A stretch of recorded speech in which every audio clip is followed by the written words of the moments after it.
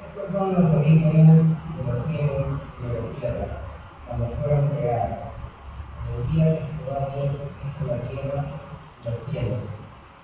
Toda planta del campo antes que fuese en la tierra, y toda hierba del campo antes que naciese.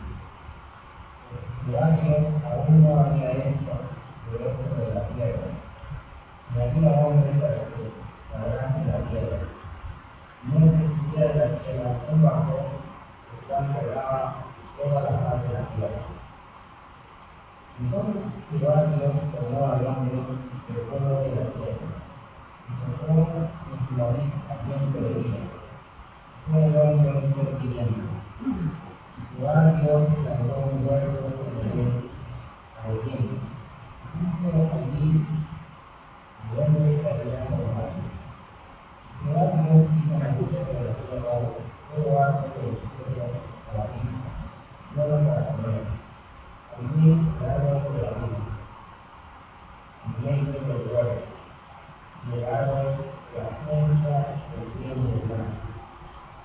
Salía de Edén un río para regar el huerto, y allí se repartía en 4 brazos. En medio de un monte de acción. Este es el que rodea toda la tierra de agua, por la aire, y todo de aquella tierra a la tierra.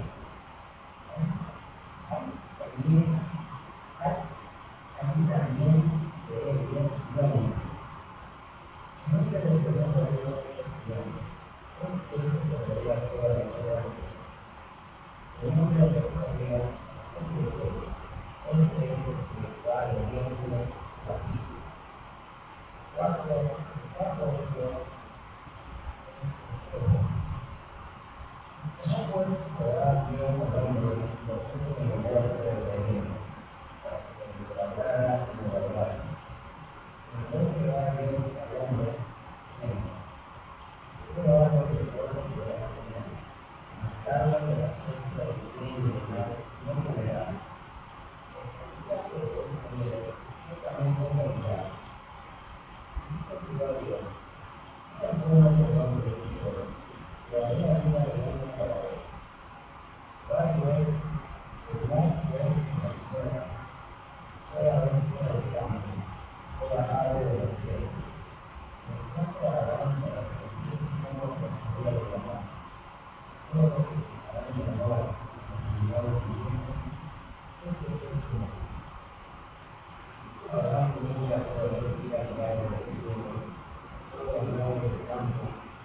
Aunque Adán no se cayó la vida del hombre para otro. Entonces Jehová Dios fue un perfume desde Adán, y el resto dormía, aún una de sus costillas, y sacó la carne de su lugar. Y de la costilla que Jehová Dios tomó del hombre, hizo una mujer, y la trajo al hombre. Dijo entonces Adán: esto es ahora hueso de mi hueso, carne de mi carne. Esta será llamada varón, porque el varón fue formado. Por tanto, dejará el hombre a su padre y a su madre, se dejará a su mujer, y será una sola carne. Estaban ambos desnudos, Adán y su mujer, una sola persona. Ahora es.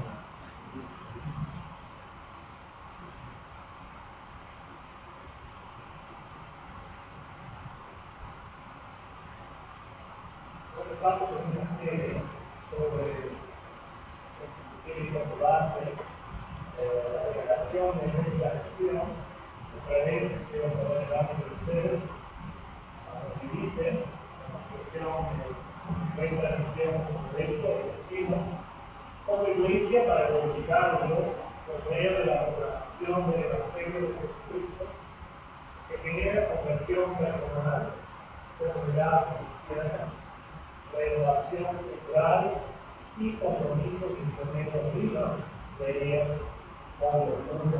Ahora, hoy el enfoque del sermón es esa pequeña frase o 2 palabras que dice renovación cultural. Quiero otra vez ayudarles entender la progresión, porque vamos a avanzar un paso más de esta manera. Si seguimos como iglesia, el fin es glorificar a Dios. Y uno pregunta, ¿pero cómo lo hacemos? ¿Qué hacemos para que Dios reciba la gloria? Y sin duda, lo que nos corresponde principalmente es la programación de las buenas nuevas, la programación del Evangelio. Porque entendemos que el Evangelio, bien entendido, produce con la obra de Dios obrando en el corazón de una persona algo milagroso que se llama conversión personal. Se da cuenta de su necesidad y sentir a Dios. Es decir, uno dice, Dios, si no fuiste por tu Hijo Jesucristo, en su muerte y en mi lugar estaría eternamente perdido. Y uno es casi como se lanza hacia Dios, diciendo, Dios salva. Dios entra a convierte a alguien. Pero como vimos la semana pasada, la conversión nunca tiene como un fin que uno se quede solo, sino que Dios va convirtiendo a distintas personas y formando los grupos que se llaman iglesias, y de eso viene comunión cristiana, y la porción produce lo que llamamos comunidad cristiana. Pero aquí se levanta un peligro, una tentación. Y es que la comunidad cristiana fácilmente puede tener como enfoque exclusivo, o casi exclusivo, la propia comunidad. Porque entendemos plenamente de Gálatas 6 que nos corresponde amar principalmente a los de la familia de Dios. Pero el testimonio de toda la Biblia es que Dios nos ha puesto en el mundo, no para aislarnos del mundo, sino para ser sal y luz en el mundo. Entonces, ¿cómo respondemos como comunidad cristiana? ¿Cuál es nuestro rol? ¿Cómo trabajamos dentro de lo que es nuestro lugar como iglesia? ¿Cómo convertidos a Cristo en el mundo? Ahora, quiero explicar algo antes de hablar más allá. Es decir, que algunas iglesias trabajan con una filosofía que va a ser explicada o asumida. Y que lo que vale es lo que haces dentro del ministerio de la iglesia. Es decir, lo que vale es lo que haces supuestamente para Dios y para Él. Porque la iglesia significa dentro de los programas de la misma iglesia. Y es como que el resto de tu vida simplemente es lo necesario, hace lo necesario para comer y para vivir, pero lo que tiene valor es tu ministerio dentro del programa de la iglesia. Quiero ser muy claro, y espero no ofender a nadie en este punto, pero quiero ser muy claro. Si nosotros no trabajamos, si rechazamos esa cultura, la rechazamos porque creemos que la Biblia nos apunta a que ser cristiano es todo el día, todo el tiempo, o en la iglesia, o en la casa, o en el trabajo. Y, como dijo un predicador antiguo, no hay terreno sagrado y secular. Todo terreno es sagrado. Es decir, mi trabajo en el trabajo es sagrado. Si soy taxista, lo hago para la gloria de Dios. Si soy ingeniero, lo hago para la gloria de Dios. No hay una separación entre lo que es sagrado, la iglesia, secular, el trabajo, la Biblia nos apunta ahora esto. Viene entonces la pregunta, ¿cómo vivimos en este mundo siendo cristianos? Si eres creyente, esta pregunta es muy práctica. Es decir, la respuesta a esta pregunta debe ser muy práctica y espero hacerla muy práctica. Si no eres creyente en Cristo, me imagino que la respuesta a esta pregunta, es decir, ¿cómo vive un cristiano en el mundo? Me imagino que la respuesta al menos debe fijar tu curiosidad, porque es probable que vives alrededor de muchos cristianos. Y no te gustaría saber lo que Dios en su palabra espera de los cristianos en cuanto a su vida diaria, pero que sí. 4 cosas en esta mañana para dirigir, para dar estructura a lo que vamos a ver aquí. Comenzando con esas cosas: creación, cultivo; 2, rotura y tentación; 3, renovación y perspectiva; terminamos con el árbol de vida. Empecemos con creación y cultivo. Quiero poner ahí delante de nuestra consideración esta mañana esta frase: Dios es tanto creador como cultivador. Vemos en la Biblia que Dios es tanto creador como un cultivador. Por ejemplo, Génesis 1, en Génesis 1,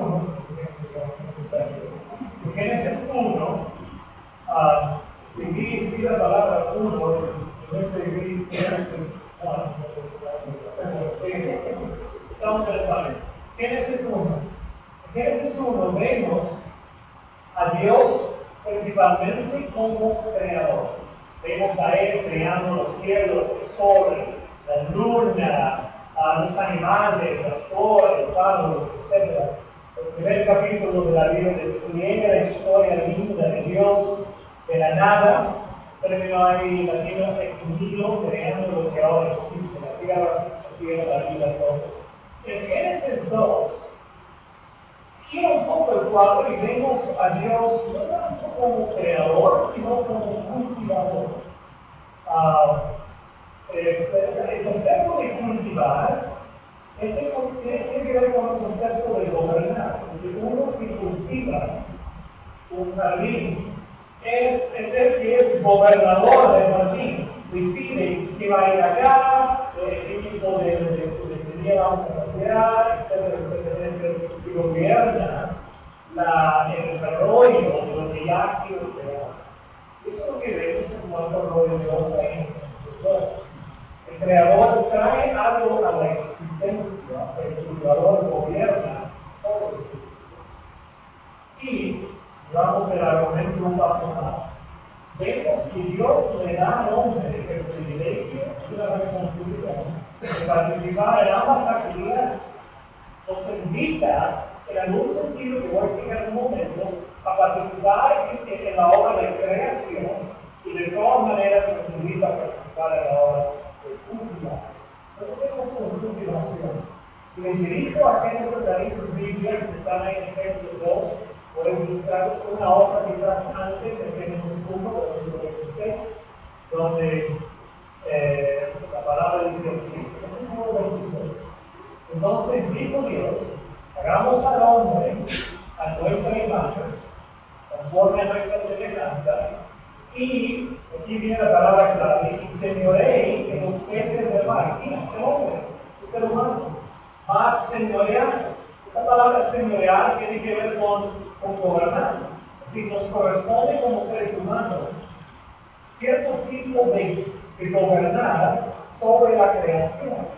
Dios nos da la obra de cultivación, la obra de gobernar. Señoree en los peces del mar, en las aves de los cielos, en las bestias, en toda la tierra y en todo animal que se arrastra sobre la tierra.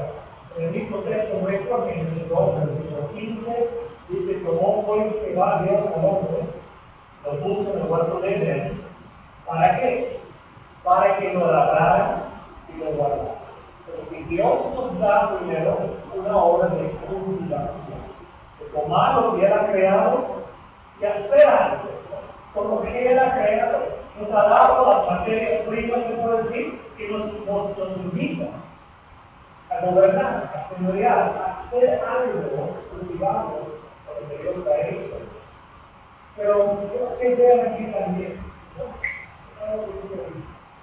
no solo uno aplica a la obra de cultivación, sino también a la obra de creación. Esos dos versículos 19. Jehová Dios formó pues, versículo 19, pues de la tierra toda bestia del campo y toda ave de los cielos, las trajo a Adán, para que Adán viese cómo las había de él. Y todo lo que Adán llamó a los animales vivientes, ese es. Mira, Dios pudo haber dado nombre al principal, pero quiso darle ese acto de creación a la creación, porque hablamos de creación, mira, de todos sus elementos, que no es creación eximido de la nada, pero sí es una creación, porque creación tiene que ver con llevar a la existencia algo que no existió antes.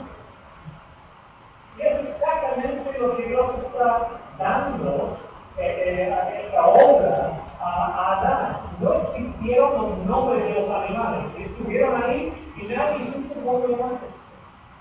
Y entonces, Dios le permite a Adán la creatividad, no es la palabra creatividad, la creatividad de ver a un león y sacar un nombre que más parece león que gato. Un nombre que refleja en su idioma, que no se hablaba, pero en su idioma, la creación de un nombre adecuado. De Dios campos de creación, mira, todos los antropólogos dicen que la herramienta más importante que una cultura primitiva desarrolla, una de las primeras tecnologías que desarrolla es el idioma, las palabras, expresiones de lo que existe, de cómo expresar acción, etc. Entonces, ese acto de creación, Dios simplemente le da vemos a Adán participando en ella. Creación y cultivo. Dios es creador, Dios es cultivador, Dios invitándonos a participar en lo mismo.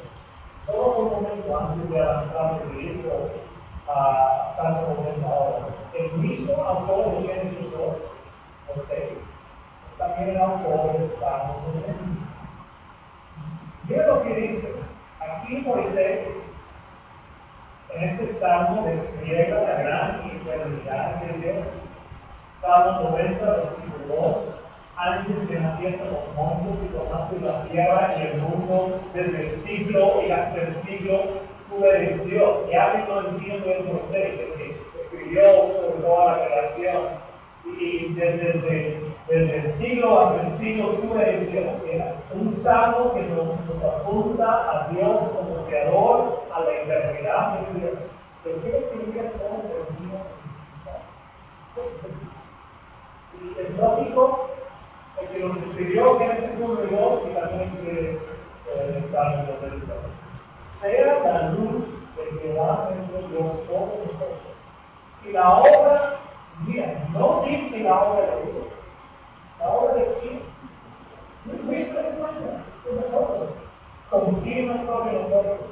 Sí, la obra de nuestras manos confirma. En el contexto de la eternidad de Dios nos preguntamos, ¿habrá un papel significante para nosotros? Y la respuesta de Moisés es que sí. Dentro del contexto de la mano soberana de Dios cumpliendo sus propósitos, Él nos invita a participar en una obra que tiene significado, que vale, que significa algo, la obra de nuestras manos, y no te dice manos, porque la obra diaria que Él nos ha dado, la obra de creación y cultivación, en el trabajo que Dios nos ha dado, la Espíritu de Dios, vengas ayúdanos que sea de nosotros. Dios nos ha llamado a la creación. Ahora, cultura, creo que está oyendo la cultura, en el contexto de creación y cultivo, hay que entender la tentación del pecado y la posibilidad de ruptura, que las cosas que han estado presentes desde los tiempos.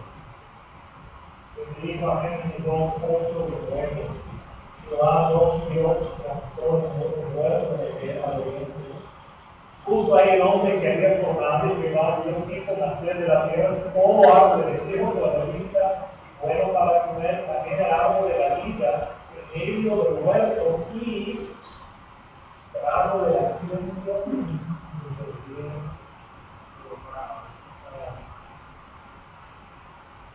Quizás en algún momento de tu corazón has hecho este movimiento ¿Por qué ese amor? ¿Por qué está ahí de la ciencia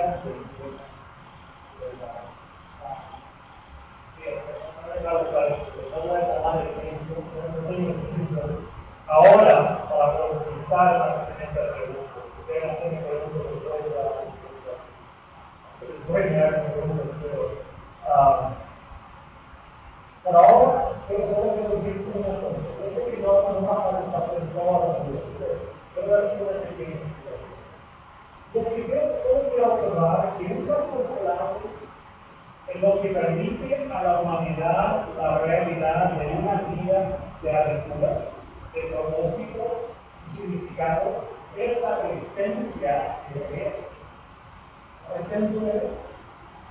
Si no hay riesgo, si no hay conflicto, no hay vida, no hay historia. Cualquier historia que leemos se basa en riesgo y conflicto. De eso sale la aventura de la historia, el gusto de la historia. Mira, la historia de nuestra existencia, la Biblia, es una historia llena de aventura, de subidas y bajadas, y ese es el mismo hecho que menciona. Es que no se deshace todas las dudas, pero solo quiero que entiendan que no hay una historia, si no hay algo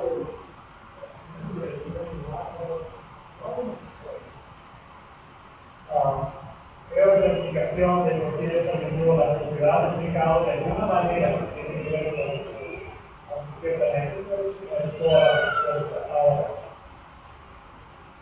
a partir de Génesis 3, Génesis 1 y 2 vemos a Dios invitándonos a participar en creación, en en Génesis 3 vemos la introducción en Génesis 2, ahí la posibilidad del pecado. Vemos en Génesis 3 que el hombre responde mal, cae en tentación, y todo desde Génesis 3 se queda rojo, todo está mal. Los efectos del pecado comienzan a dar su mal fruto. Y solo quiero sacar tres cosas muy breves de Génesis 3 y Génesis 11. Vemos, por ejemplo, ahí en Génesis 4 que los descendientes de Caín son violentos y ninguno busca a Dios. La segunda cosa, Génesis 5, 6, 7, 8, vemos a la generación de Noé. En la generación de Noé vemos a una generación corrupta y lleno de violencia. Dios destruye a todos, en un sentido renueva la creación, pero sigue los efectos del pecado. Y en Génesis 11 llegamos a la parte de la historia donde la gente quiere construir la Torre de Babel, y al construir la Torre de Babel, en su soberbia y arrogancia, esta generación quiso construir una torre para hacerse nombre de ellos mismos, quieren olvidarse de Dios y quieren gobernarse fuera de la autoridad de Dios. Es decir, llegamos a Génesis 11 y la conclusión es que el proyecto de Dios en la creación, que ya no tiene fin, que es tan corrupto el mundo que ya no hay. Sí. Vemos por un lado a Dios invitándonos a participar en creación y cultivo, y por otro lado que todo está roto. Cultura y tentación. Recuerden, nuestro llamado a creación y cultivo hasta hoy opera dentro de un mundo roto. En este caso, somos los que estamos rotos. Entonces, ¿quién es el llamado a creación y cultivo? ¿Sigue? ¿Persiste? ¿Cómo vivo? Sé que el mundo está roto, y yo estoy roto, que el mundo está lleno de pecadores y yo soy el principal de ellos. ¿Cómo vivo? Pues a eso me quiero decir. La pregunta es clara: ¿cómo cristianos? ¿Cómo vivimos? ¿Cómo respondemos a esta cultura? Quizás la pregunta mejor es: ¿qué hacemos como cristianos? Algunos proponen que como cristianos debemos evitar interacción con la cultura. Quizás has visto una película de un grupo de personas que viven en los Estados Unidos que se llaman los Amish. Los Amish han decidido que todo lo que tiene que ver con la cultura es mala y que la única cosa que se puede hacer para vivir una vida pura delante de Dios es salir de la cultura. Ya eso resiste cualquier innovación de tecnología, etcétera, que busca vivir con una mínima interacción con la cultura. Pregunto, ¿es esa la respuesta a la cual Dios nos llama en un mundo roto y pecaminoso? Si fuera así, tendríamos que volver a interpretar Génesis 12 hasta el resto de la vida. ¿Qué vemos a partir de Génesis 12? A pesar de toda la altura que vemos entre Génesis 3 a 11, Dios continúa invitando a la humanidad a participar en el cultivo y la creación. Por ejemplo, Dios llama a Abraham para ser el cultivador de las promesas tocantes a la nueva nación de Israel. Le da promesas y a él le corresponde la cultivación de ellas. Quizás ustedes usan la palabra cultivación de distintas maneras, pero creo que me captan. Dios llama, por ejemplo, a José. Y esto para mí es muy interesante. Lo llama a José a Egipto, a una cultura no cristiana, por si acaso, a una cultura donde Dios no está obrando antes en una manera directa, pero ahí lo llama, donde se convierte José en un creador de soluciones.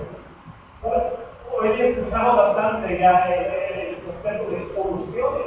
Mira, José era un creador de soluciones. Su trabajo no era específicamente marketing, pero sí era un creador de soluciones. Y soluciones que harán posible el sostenimiento físico de los descendientes de Abraham.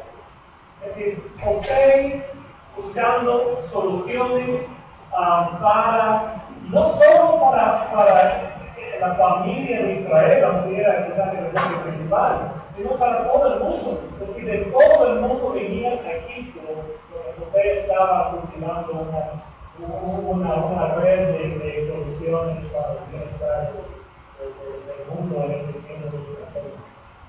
Dios llama a Moisés a participar en la creación de la ley, luego invita a la nación de Israel a participar en el cultivo de una sociedad basada en la ley de Dios. Más adelante Dios llama a Salomón para construir un templo que se convierte en el centro de adoración para el pueblo de Dios, y así sigue. En toda la Biblia vemos a Dios, a pesar de que es un mundo roto, Dios invitándonos a participar en creación y cultivo de lo que era creado estos días.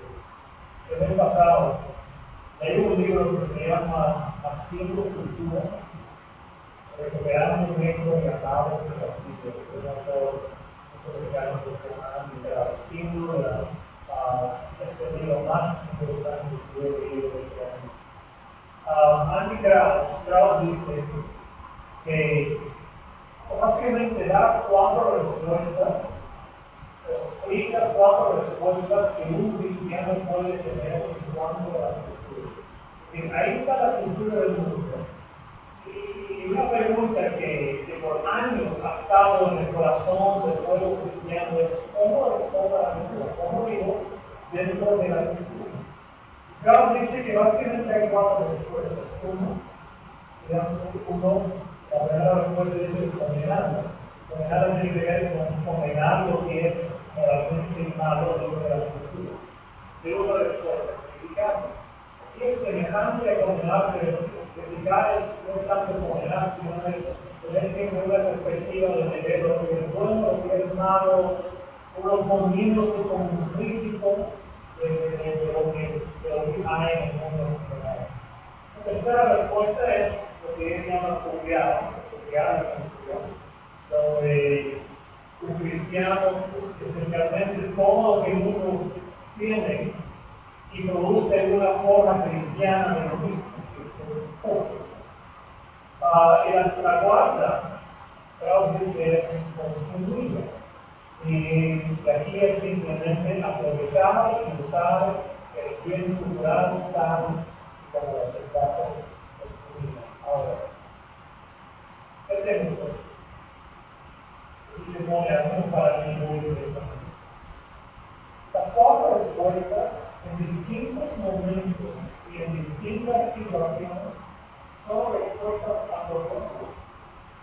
Es decir, en algunos casos, la única respuesta que nos queda es comer. En algunos casos, hay algunas cosas que la cultura produce y siempre un cristiano siempre pararse y decir esto no está bien. Pero no es siempre. En algunos casos, la única cosa que nosotros podemos es consumirla. Mira, un aspecto de la cultura peruana es la comida ceviche.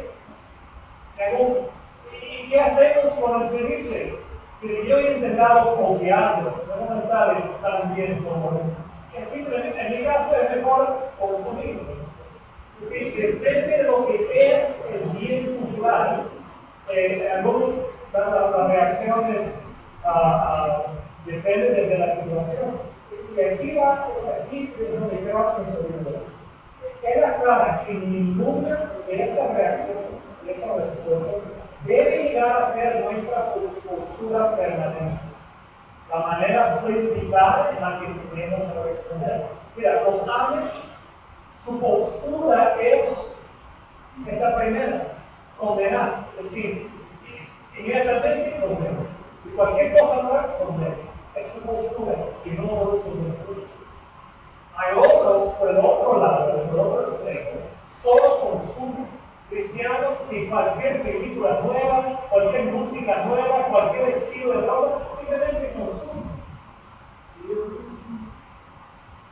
No hay nada no hay ninguna política saludable. Entonces, ¿qué hacemos? Y aquí me encanta lo que hacer. En vez de tener a una perspectiva, una reacción como postura, sino lo que nos corresponde, es que debemos ser conocidos como cristianos, debemos ser conocidos como cultivadores y creadores, con lo que Dios nos ha dado. Ahora, ¿cómo lo hacemos? Que vamos a hablar primero. Primero, voy a tomar el tema del programa. Cultivador y creador. Recuerden que la primera vocación que Dios le dio a un ser humano fue la de ser un artista. Te pregunto, en la cultura peruana, ¿qué nivel de importancia tiene la vocación artística? Es una vocación alta dentro del contexto de lo que no es la más baja, pero no es la más alta. Es decir, nadie se prepara en la universidad con un PhD pensando en ser talento. ¿Correcto? Este trabajo que Dios le dio al primer ser humano, antes, por si acaso, de la llegada del Señor. Es decir, si quieren discutir que ser jardinero es un trabajo honorable, tienes que discutir con el Creador mismo, con Dios mismo, y a mí no me interesa ese discurso. Un trabajo honorable. Hace siglos, la iglesia la iglesia comenzó a crear una distinción entre el sacerdocio y los laicos. Esa influencia ha llegado hasta hoy donde vemos aún en muchas iglesias evangélicas, no solo las iglesias católicas, sino también las iglesias evangélicas, donde hay una separación de los pastores, los ancianos, los líderes, y aquí a un nivel más abajo, los laicos, los que no son obispos, pastores, etc. Y en iglesias así se consideran más importantes, como que su trabajo es más valioso, más valor a los que son pastores o líderes de la iglesia. Yo no entiendo. Dios se produce un dueño muy bueno. Lo digo porque la Biblia nos apunta totalmente de acuerdo. Los puritanos eran un grupo de cristianos que salieron descendientes de la Reforma, pero no tanto de Europa, sino especialmente de Inglaterra y más adelante de Estados Unidos. Los puritanos estudiaron bastante sobre el trabajo. Tenían como base los escritos de Maquiavelo, de Platón también. Yo, simplemente, no todos los conceptos que ellos desarrollaron en cuanto a lo que la perspectiva de un cristiano sobre el trabajo. Uno, Dios llama a las personas a su trabajo. Tú eres ingeniero y Dios ha preparado el camino para que seas ingeniero. Es un llamamiento de Dios. Dios llama a las personas a su trabajo. Si eres jardinero y Dios ha preparado tu camino para que seas jardinero, es un llamamiento de Dios. Los objetivos hacia los que se debe dirigir el trabajo son la gloria de Dios y el servicio a la humanidad. Es decir, dentro del trabajo, sea lo que sea, pastor, ingeniero, jardinero, sea lo que sea, los objetivos son iguales. La gloria de Dios y el servicio de la humanidad. 3. Toda obra honesta es un llamamiento tan agradable a Dios como la obra de un ministro predicando en el público. Todo es, si es una obra honesta, es un llamamiento tan agradable a Dios como la obra de un ministro predicando en el público. Todo trabajo ofrecido a Dios es una forma de adoración. Cada cristiano debe considerar la obra que Dios le ha dado y buscar glorificar a Dios en la misma obra y servir a la humanidad. Mira, solo quiero leer un par de, no te dice nada, pero vemos esto en el Nuevo Testamento también. Mira, Pablo nos dedica lo mismo, estoy leyendo del 1 de Corintios. Pablo dice que cada uno, como el Señor le repartió, como Dios llama a cada uno, así haga. Esto ordeno en todas las iglesias. El contexto tiene en mente entre varias aplicaciones, una de ellas es el trabajo mismo. Se encuentra en 1 Corintios 7, otro texto, 2 Tesalonicenses 3, 10 al 12. Porque también cuando estábamos con nosotros visitando, os ordenábamos esto: si alguno no quiere trabajar, tampoco come. Porque oímos que algunos de entre nosotros andan desordenadamente, no trabajando nada, sino entremetiéndose en lo ajeno. A los tales mandamos, exhortamos por nuestro Señor Jesucristo, que trabajando sosegadamente coman su propio pan. Pablo le dice: vaya a trabajar, porque el trabajo es honorable, si es un trabajo honesto, con un fin de glorificar a Dios y servir a la humanidad, es un trabajo de Dios. De otra aplicación en la familia somos creadores y cultivadores. Cultivadores en el sentido, por ejemplo, en mi caso, yo he seguido una tradición cristiana. La palabra de Dios, la enseñanza de mis padres y de los cristianos. Entonces, trabajo cultivando lo que me ha sido incomunicado. Y creo nuevas formas de llevar la palabra a mis hijos y de ayudar a mis hijos a que en todo sentido, espiritualmente y físicamente, en todo sentido, se desarrolle. Otra aplicación en la iglesia: cultivamos lo que nos ha sido encomendado, la palabra de Dios, sana doctrina, una tradición cristocéntrica, himnos y cantos y mucho más. Y también somos creadores, es decir, buscamos crear nuevas maneras de servir, una nueva visión para un nuevo lugar, etc. Esta iglesia entra en ese rango de que, por un lado, somos cultivadores.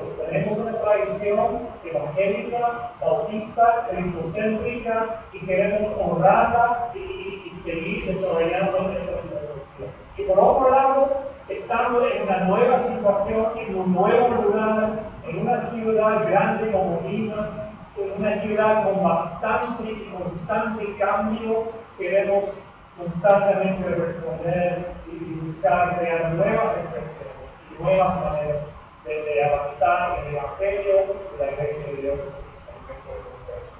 Ahora, tengo que terminar luego. ¿Qué es la renovación cultural? Porque en nuestra generación y nuestra misión decimos, queremos que la predicación, la formación del Evangelio produce renovación cultural. Y aquí Andy Krauss otra vez hay dos puntos muy claros. Uno, sencillos y claros.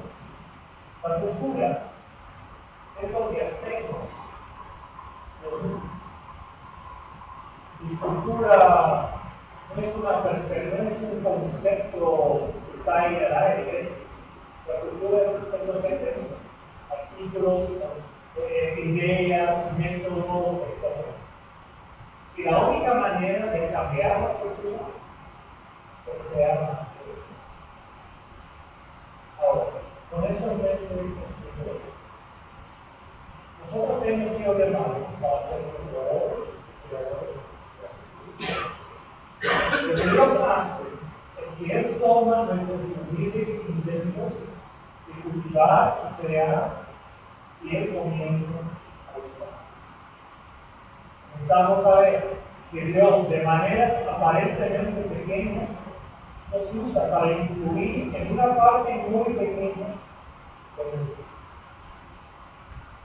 vida. Algunas personas en nuestro trabajo, cuando tú trabajas bien, trabajando quizás con un grupo, produciendo nuevas cosas, nuevas ideas, nuevos métodos, ahí eres parte de algo que, aunque quizás se está trabajando con incrédulos, igual da gloria a Dios porque están trabajando para el bien de la sociedad y eso, aunque a ellos no le da cuenta, da gloria al Creador, porque ustedes que nos ha dado esta oportunidad. Pero espiritualmente también Dios comienza a usarlo en producir fruto. Siempre es Dios quien da el honor. Cuando lo hace, comenzamos a ver que Él nos usa para hacer las cosas mejores para las personas que nos rodean, para nosotros también. Nuestro deseo como iglesia, que Dios nos use en nuestra ciudad para fomentar una renovación cultural de la exigencia en lo laboral y en la convivencia urbana, mientras nosotros vivamos toda la semana, no solo aquí, y no solo dentro del ministerio de la iglesia, sino también en sus trabajos, en sus hogares, donde viven, en sus comunidades, y vivamos y comuniquemos una verdadera contribución. Vamos, Cristo. Ahora, el árbol de la vida, el árbol de vida, la respuesta. Recuerda que había dos árboles específicos en el lugar de el árbol de la conciencia de bien verdad, el árbol de la vida. Si bien no entendemos por qué estuvo ahí, no tenemos una respuesta completa por qué estuvo ahí el árbol de la conciencia de bien verdad, es un poco más fácil, al menos para mí, entender por qué estuvo ahí el árbol de la vida. El árbol de la vida estuvo ahí, el huerto de Edén, porque nos recuerda o nos apunta a la necesidad de una intervención. Una intervención. Es decir, ¿por qué un árbol vivir? Si el hombre mismo, con lo que Dios le ha dado, puede tener todo lo que existe. Pero la verdad es que, aún antes de la caída del hombre, hubo la necesidad en el ser humano para Dios. Es decir, nadie puede vivir sin Dios. Uno muere sin Dios y muere para una eternidad tan horrible que no hay palabras para describirlo. Necesitamos la intervención de la gracia de Dios. Ese lado de la vida estuvo ahí. Lo siempre hace. No deja de existir. Sabemos que todavía vive, pero no está aquí ahora, sino que si fuéramos a lanzarnos a la Nueva Jerusalén, donde comenzamos leyendo antes del comienzo del culto de esta mañana, Apocalipsis 21, vemos ahí que ese árbol de vida está ahí. Es decir, está en el cielo, está en la Nueva Jerusalén.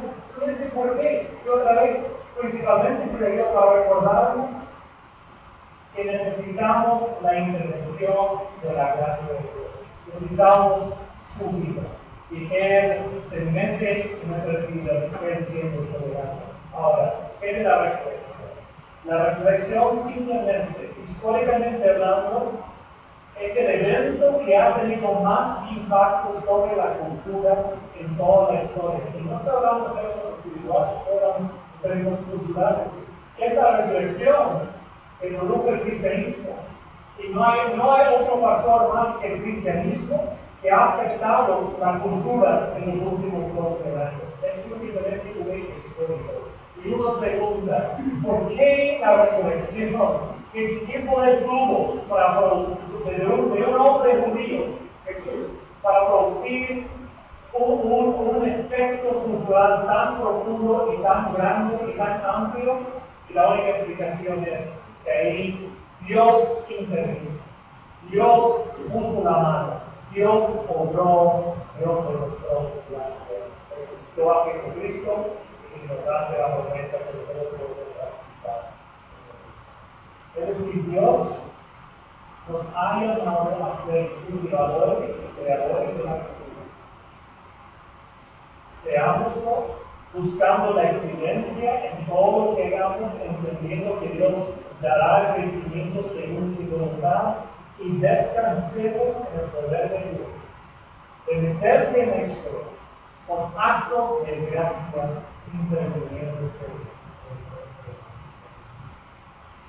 ¿Cómo debemos vivir como cristianos? Como objetivos, en ser una parte profundamente buena en la vida. Y confiando en la gracia soberana.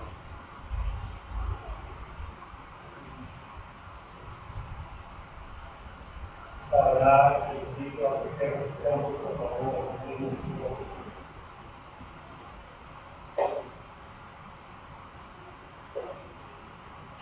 Voy a orar y terminar este tiempo de nuestros cultos. Y ahí pasaremos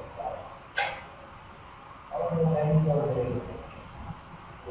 recordar, de entregarse al Espíritu, todo esto que hemos visto esta vida.